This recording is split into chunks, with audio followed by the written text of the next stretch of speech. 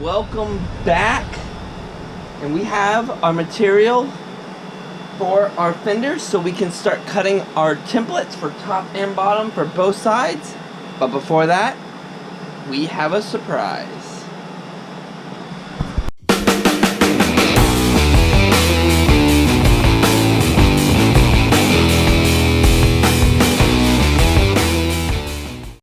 So, as a lot of you guys know, the side of the house is really just tire central. So these are tires off the F250 that I'm selling that I need to get rid of. These are the stock wheels and tires.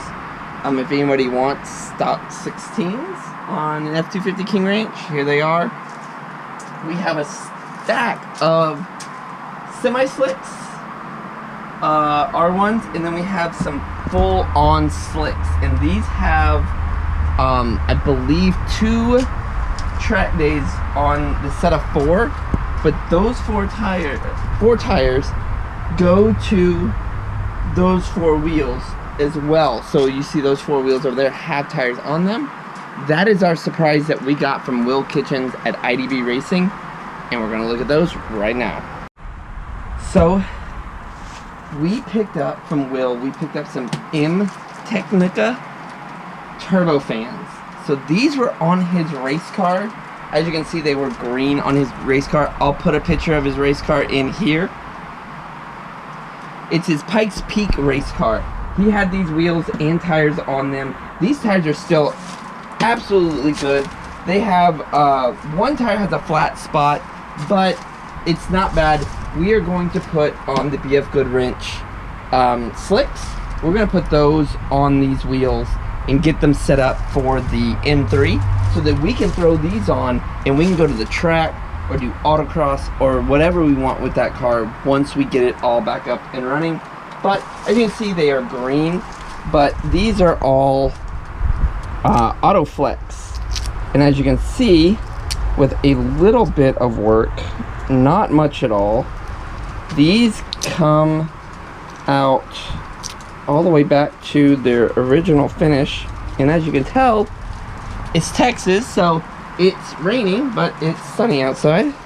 But we are going to strip this entire wheel of the Autoflex so that we can see what this wheel is like literally immaculate underneath the Autoflex. So once we peel this off, we're going to see what this wheel looks like, and then we're going to test fit it on the M3.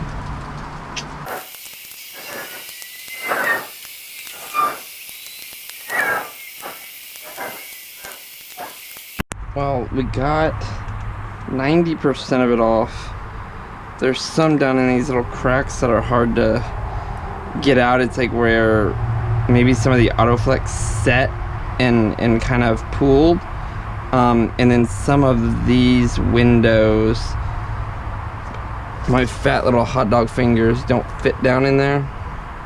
So I can't grab all of the windows. Should have got most of the windows, but some of them we can't get off. But let's roll this into the garage and we'll get this all cleaned up. So before we put the start working on the fenders, we are going to test mount this turbo fan so we can kind of see what this looks like on the car, see if it's anything we even want to kind of run, but kind of excited to see what it looks like. So guys, that's not a absolute horrible look.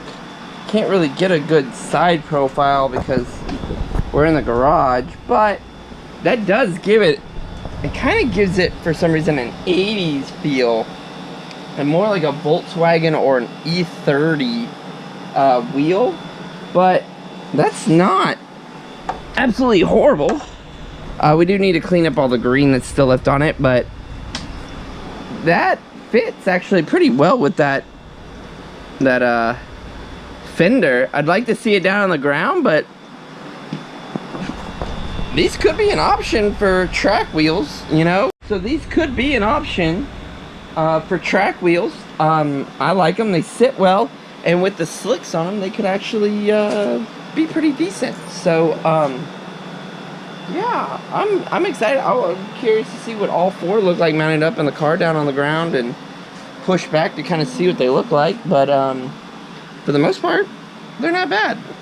So let's jump to our Fender work. So, where we left off, we have our material, we have our blank, our little piece here, and then we're gonna fabricate one up top. So what we're gonna do first is, because we know this one is gonna be like this on this side, we'll lay it down and we'll mark it out and we'll cut it, and then we'll flip it. Once we have that template made, we'll cut it, we'll flip it, make it for the other side, because it's gonna be literally the reverse on the other side. And then we will work and make the top one all out of all this material. So we have our design marked out.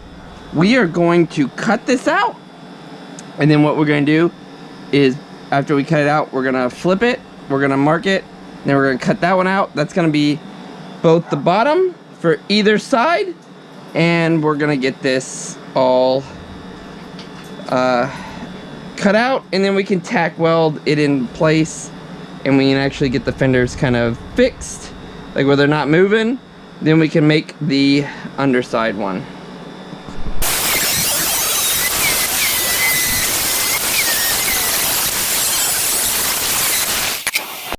So now we need to fold this.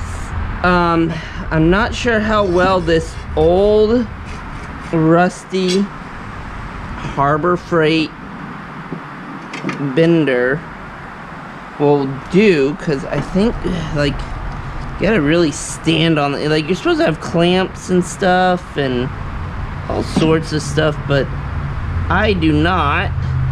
And this is a Harbor Freight like $30 bender. We're gonna see if standing on this actually works enough. We don't need it much, we just need to bend it a little bit, but that didn't seem to do it at all. We gotta get it lined up, and we have to put this down. And I've done it before where you clamp this, but I don't know if that's gonna work or not, because I don't know if this is even able. We'll get some clamps. Got a clamp. This thing's supposed to be bolted to the ground, but it's not. But let's see if we can fold. Nope, can't. Okay.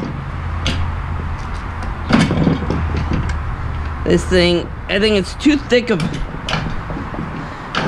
Trying to get the clamp off now.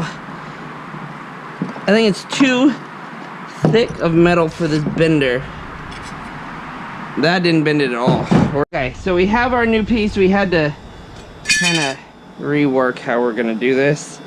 Let's get out the welder so we can tack weld this stuff in place and keep the fender from moving, so we can see what we have to do now.